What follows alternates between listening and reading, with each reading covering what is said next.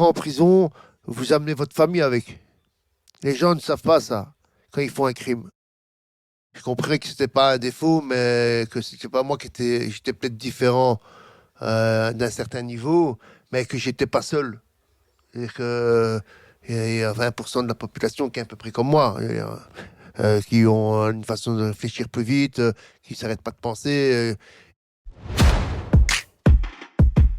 Cette différence dont Laurent, ancien détenu, parle, c'est le TDAH, le trouble de déficit de l'attention avec ou sans hyperactivité. Dans les années 80, ce trouble du comportement était encore mal compris. Et les enfants débordant d'énergie comme Laurent étaient considérés comme turbulents, agaçants, hors de contrôle. Dans la famille du garçon hyperactif, on prenait des coups pour dompter les gamins qui ne tenaient pas en place. L'école, puis les centres de détention pour mineurs où il passera, ne l'ont pas épargné non plus. La violence va devenir pour Laurent son unique moyen d'expression. Au total, 111 faits sont inscrits à son casier judiciaire pour vol, agression, séquestration, deal et consommation de drogue. À 48 ans, Laurent a passé la majeure partie de sa vie en prison. Alors c'est sûr, la prison ne rend pas meilleur, mais c'est entre ces murs que Laurent retrouve son salut à travers la littérature et l'écriture. Les coups de sa colère se transforment en mots. Aujourd'hui, il sort un livre, La prison va me manquer, et souhaite écouter et sensibiliser les jeunes détenus en centre fermé à prendre d'autres chemins que ceux de la criminalité. Bonne écoute. Inspiration, quand les épreuves de la vie poussent à l'action. Un podcast d'En Marche, le magazine de l'AMC.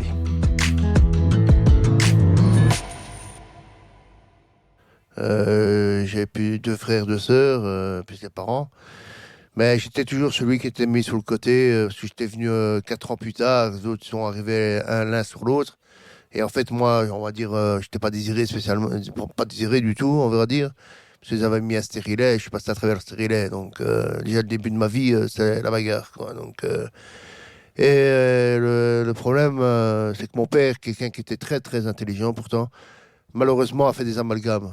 Et il a cru que j'allais être comme mes frères et mes sœurs.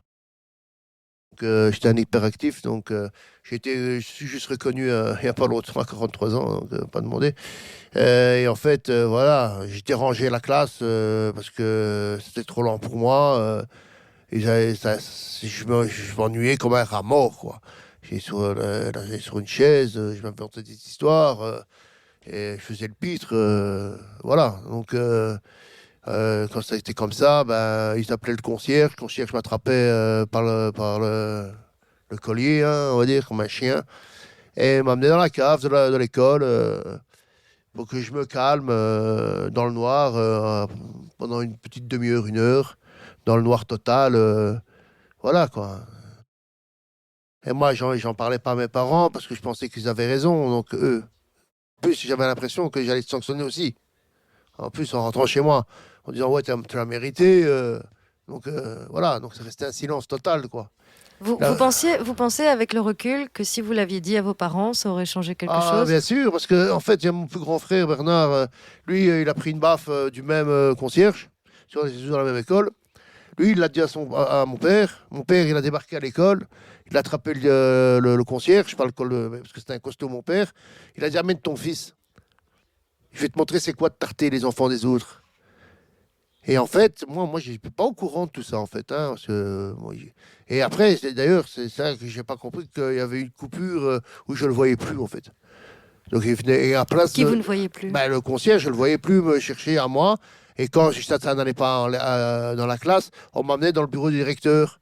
Et on me mettait devant un ordinateur, là, modèle Commodore, là. Et je faisais des calculs, en fait, de maths. Et je m'amusais à faire ça. À la place de rester dans la classe, voilà, quoi. Pas écrire alors? Non, c'était plus l'écriture et moi, c'est deux. C'est ce que je dis. À l'école, vous n'étiez pas copain avec l'écriture? Je suis dysorthographique en plus. Donc le problème, c'est qu'on a beau expliquer 25 fois, je vais à chaque fois mélanger les règles. Donc, une fois, je vais l'écrire convenablement, une fois, je vais l'écrire avec toutes les fautes possibles et imaginables.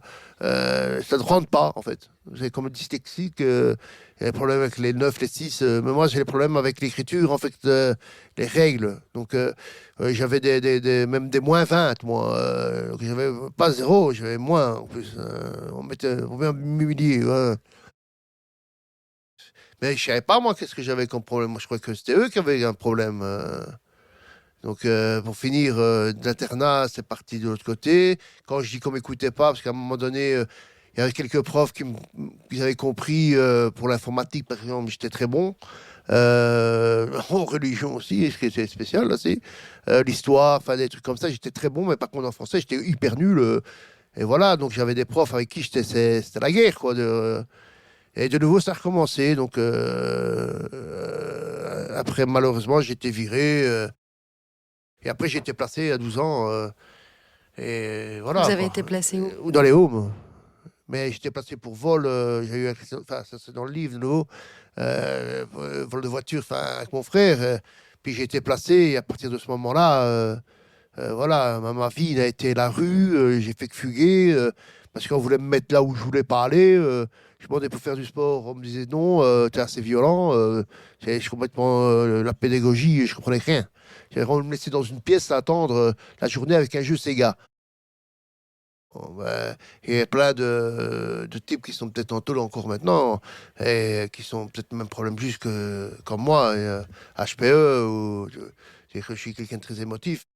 Mais le problème, c'est que quand quelqu'un m'emmerde, c'est l'émotion qui parle et là, après, c'est la violence qui va avec.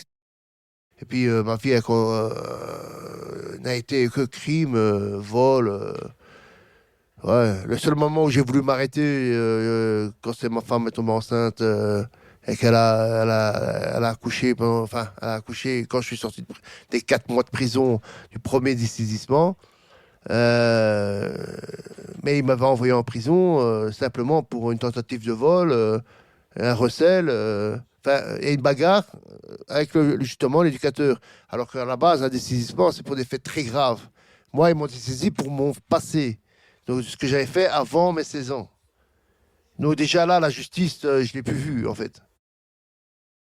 Donc, ils m'ont envoyé, j'ai fait, je sais pas, moi, une dizaine de séjours. Entre mes 15 et mes 18 ans, je veux dire. Donc, après, ils m'ont mis à Brno-Château. Puis de là, c'est parti. Puis, je suis tombé sur une très bonne juge qui servait à rien du tout, qui a décidé que la prison était la solution. Ben, on l'a vu, hein.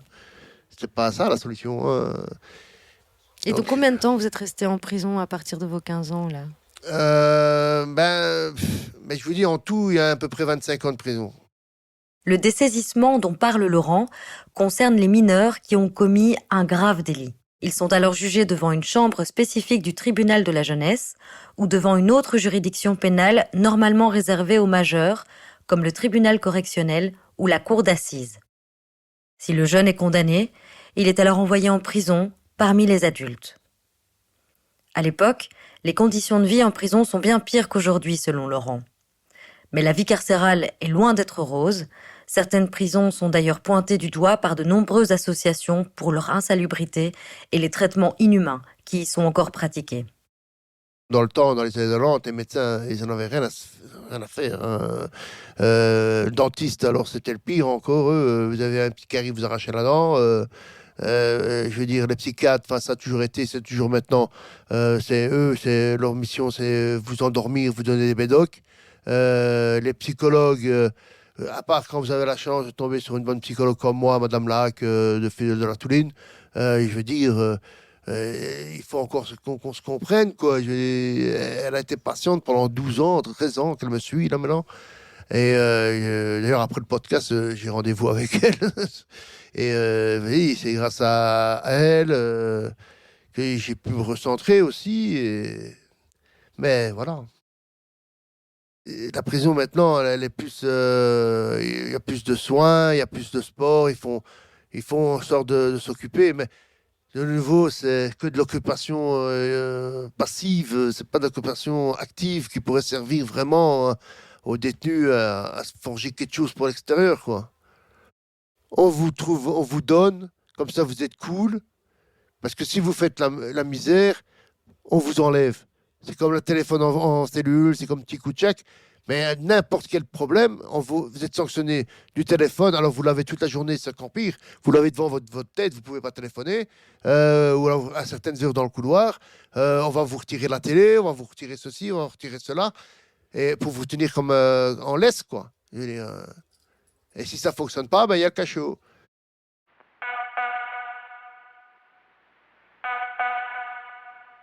Un jour viendra où il sera dit que c'est mon dernier jour.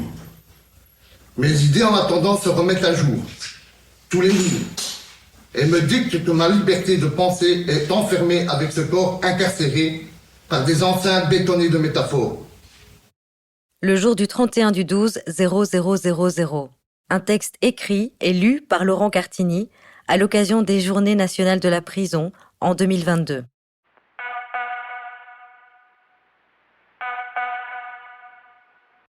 Pris d'ennui, Laurent s'inscrit un jour à un atelier d'écriture donné par l'association Les Ateliers de l'Escargot. Il y rencontre Fidéline Dujeu, animatrice de ces ateliers, et plus tard, Nicolas Switson, comédien venu également proposer des ateliers d'écriture et de théâtre avec son association Gambalo. Ces deux rencontres vont marquer un tournant dans la vie de Laurent. Le premier écrit qui a touché, c'est Morgane, quoi. Donc le texte qui est dans le livre. Et j'étais surpris moi-même qu'ils trouvaient ça beau. Ils m'ont dit, ouais, c'est étonnant. Donc ils m'ont poussé, ils m'ont dit, mais l'orthographe, l'écriture, et même pour moi-même, parce que j'arrivais des fois complètement pété là-bas. Donc j'écrivais, mais heureusement, eux, ils faisaient en sorte de lire ce que j'avais écrit, parce que des fois je comprenais même plus ce que j'avais écrit. Donc et puis quand j'ai commencé à la faire à l'oral, ça donnait du sens à ce que j'écrivais. Donc, puis je me suis dit, tout compte fait, ouais, apparemment ça fracasse pas, mais ça casse certaines personnes comme des agents. J'écrivais sur des agents, et je donnais à leurs collègues. J'ai lu, mais c'est toujours en rime, toujours avec de la blague, de l'humour, mais je décryptais tellement la personne qu'elle rigolait, les agents.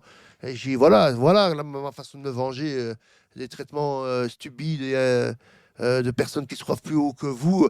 Est-ce que leur regard, par exemple, a changé? Ouais. Il y a certains agents qui m'ont regardé différemment, en me disant, ben, continue, t'as quelque chose, c'est ça, en fait, continue à écrire, quoi. Et oui, j'ai eu d'autres regards. Moi, je me suis comporté aussi différemment en arrêtant la drogue déjà, parce que pour écrire, se droguer, c'est pas la bonne idée. Bon, il y en a certains qu'il faut qu'ils fument pour écrire. Moi, c'est le contraire. Moi, si je fume, j'écris plus rien. Et voilà, j'ai commencé à arrêter la drogue grâce à ça. Je me suis revu dans l'écriture, et puis je me suis dit, tiens, ça plaisait aux autres détenus. Est-ce que ça a permis de contenir cet enfant hyperactif? Pas de le contenir, mais non, de je le... l'ai compris surtout. J'ai appris à le comprendre, en fait. J'ai compris que c'était pas un défaut, mais que c'était pas moi j'étais peut-être différent d'un certain niveau, mais que j'étais pas seul. C'est-à-dire que il y a 20% de la population qui est à peu près comme moi, qui ont une façon de réfléchir plus vite, qui s'arrêtent pas de penser. Mais c'est aussi grâce au travail de la psychologue, qui m'a commencé à m'amener des livres. Parce qu'elle a commencé à me cerner, en fait, du moment où j'avais arrêté la drogue. Donc, voilà, quand elle a vu que tous les sacrifices que je faisais, et en plus, j'ai arrêté mon cerveau fonctionnait de mieux en mieux. Donc, voilà, même moi, j'étais étonné. Et puis, j'ai donné un sens à mes pensées, en fait. À la place de les arrêter avec la drogue, ah ben, justement, j'ai laissé défiler et j'ai mis sur papier. J'aime bien Nietzsche, j'ai appelé aussi Yalom. Erwin Yalom, c'est un psychanalyste américain qui écrit des beaux livres en jouant en roman justement avec la psychanalyse, qui écrit des livres comme Nietzsche a pleuré, voilà, Le Jardin d'Épicure, et c'est tous des livres où vous en sortez quelque chose. Et c'est ça, si je me disais, si j'écris, essayer de sortir quelques petits trucs comme ça, que la personne elle lise sans le vouloir. Ouais, elle se pose des questions, quoi, quand même. Qu'elle se termine en se posant des questions avec le livre, quoi. Donc la culture m'a amené ça, l'écriture m'a amené la façon de m'exprimer pour arrêter de frapper sur les gens. Et puis un bon livre, ça fait du bien, quoi. On n'est pas dans le même monde que dans une télé, quoi. Mais voilà, mais ça vous apprend aussi des choses sur vous-même. Et puis ça vous montre que les êtres humains, quelque part, on peut trouver des points communs, en fait.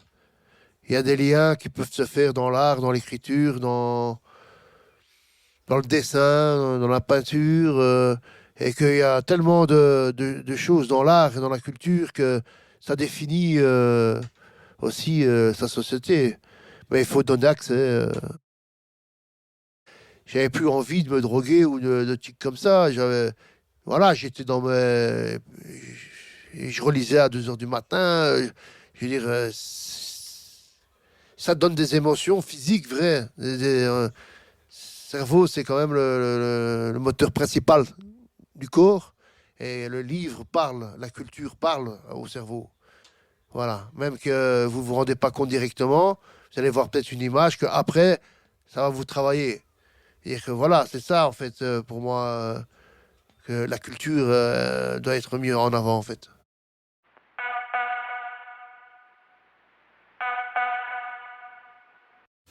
Les virus sont aussi les drogues.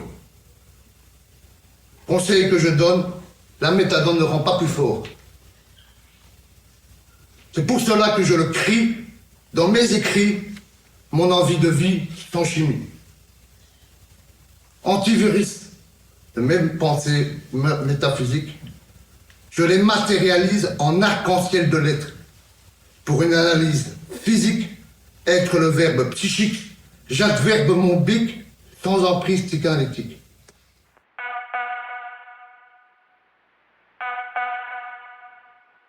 Laurent est piqué. Il passe ses journées à lire et à écrire, participe activement aux ateliers proposés par Fidéline Dujeu et Nicolas Huitzen. Il continue sa thérapie avec sa psychologue à la prison, arrête la drogue, bref, il se sent prêt à changer de vie et veut revoir ses enfants. Il décide donc de prendre la fuite pour reconstruire sa vie. Mais après 2 ans de cavale, il est arrêté à l'enterrement d'un proche. Direction, la prison de Ytre. Plus tard, Laurent participe au concours Libre d'écrire à destination des détenus. Et dans le jury, Nicolas Huitzen, qui avait perdu totalement contact avec Laurent, reconnaît le texte de son premier élève. Et à un moment donné, il est venu travailler là-bas à Ytre en théâtre. Et il m'a fait demander, en fait. Et de là, directement, j'ai été à l'atelier. Et puis, on a commencé à parler de projets à l'extérieur, de théâtre qu'on a mis en place l'année passée avec les Journées internationales de prison. Et voilà, ça a pris. Maintenant, on est amis plus que professeurs, je veux dire. Et est-ce que le théâtre a apporté ce plus? Est-ce que la parole, la mise en voix de vos mots vous a apporté quelque chose? Est-ce que c'est un autre médium? Est-ce que c'est une autre façon de vous exprimer qui finalement complétait l'écriture? Oui, c'est toujours dans le même, c'est toujours dans la même ligne en fait. Quand j'ai gagné le Libre d'écrire, j'avais été faire le texte en congé de prison. J'ai fait mon texte, il est dans le livre. Et quand j'ai fini le texte et que tout le monde m'a applaudi. Oui, parce que d'habitude, quand vous faites un braquage, si vous ratez, ben, c'est les mains dans le dos. Tandis que là, c'était les mains devant et on m'applaudissait. Donc là, les mains, je les avais plus dans le dos. Pour une fois, peut-être quelque part, j'ai trouvé ma place dans ma vie, quoi. Je veux dire, j'ai tellement cherché à être quelque part que j'étais nulle part, en fait. Et là, maintenant, ben, j'ai peut-être trouvé un endroit où... puis j'ai les aides qui vont avec, les gens qui croient plus en moi que moi-même, je croyais en moi-même d'ailleurs, dont Harold, Nicolas et Fidéline et ma psychologue, Madame Lac. Et j'ai encore des gens à remercier. Hein. C'est même une directrice de prison qui s'appelle Alexandre. C'est grâce à elle aussi, de Ytre, qui a cru au fait que j'avais vraiment changé, que j'étais plus l'imbécile que j'étais. Elle m'avait connu il y a 10 ans avant. Bon, c'est rare qu'on m'oublie. Parce que dans ce mode-là, j'étais vraiment en mode hard. Et elle avait vu le changement. Et c'est grâce à elle que j'ai obtenu ma libération rapidement. Je veux dire. Voilà, donc c'est toujours des gens que je remercie. Il n'y a pas que des imbéciles, il n'y a pas que des pourris dans les prisons. Dernière fois en prison. Laurent se l'est promis. Là-bas, il passe son temps à écrire son livre. Avec l'aide de Fidéline Dujeu, Harold Notet, qui est journaliste et bénévole social en prison, et Nicolas Suitzen. Et 1 an après sa libération, Laurent Cartigny sort son livre « La prison va me manquer ». Quelque part, il fallait que on sache, que mes enfants sachent, alors que c'est toujours une fiction, mais ceux qui me connaissent sauront ce qui est vrai, ce qui est pas vrai. Et ouais, c'était ça, quoi. Il fallait que mes enfants sachent que la prison, et même pour certains qui connaissent pas, ce que j'ai pu ressentir moi en prison, la tristesse que j'ai pu ressentir. Voilà, je dis pas, moi je suis coupable, hein, je dis pas, mais il y a une condamnation, et puis il y a la condamnation de la famille, et surtout, comme je disais hier, C'est condamnation de la famille, c'est-à-dire ça veut dire que quand vous rentrez en prison, vous amenez votre famille avec. Les gens ne savent pas ça, quand ils font un crime. Moi, ce qui m'intéresserait le plus, c'est d'aller dans les homes fermés, où il y a les vrais délinquants, je veux dire... et qu'ils ont personne qui les écoute, parce que on les écoute pas en fait. Je connais tout le circuit, donc j'ai réussi à faire quelque chose, à gagner ma liberté, à gagner ma patience, à avoir du respect de ma famille différemment que de la par violence, par le méchant garçon, mais plutôt par le garçon plus sensible. Alors qu'à la base, quand on me regarde, c'est pas ça qui vient à l'esprit. Et voilà, donc il faut essayer. Il n'y a rien à perdre de toute façon. L'article sur l'importance de la culture dans le milieu carcéral est disponible à partir du mois de février sur enmarche.be. Et le livre de Laurent Cartigny, La prison va me manquer, édité aux éditions du Basson, est disponible quant à lui en librairie ou sur commande sur édition au pluriel dubasson.com. On se retrouve le mois prochain pour une nouvelle inspiration.